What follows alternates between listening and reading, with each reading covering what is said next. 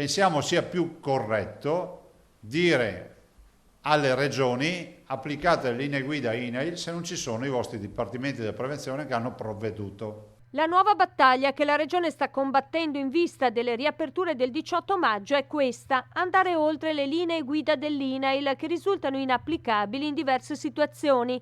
La posizione del Veneto, ha spiegato il presidente Zaia, è quindi quella di riuscire a far adottare le linee guida regionali più adeguate alla nostra realtà. È apprezzabile lo sforzo che ha fatto l'INAIL, però per alcune attività diventa imbarazzante. Capite che se dobbiamo garantire 4 metri quadrati ad ogni avventore di ristorante, finisce, e il distanziamento dei tavoli, finisce che i ristoratori mi dicono: se applico la lettera a quello che c'è scritto non apro più. Preoccupati per le prescrizioni ristoratori, baristi, ma l'esempio più eclatante è quello delle spiagge, dove, sottolinea Zaia, l'ipotesi di una distanza di 4 o 5 metri tra gli ombrelloni rischia di mettere la pietra tombale sul settore turistico, prima voce dell'economia veneta con 18 miliardi di fatturato.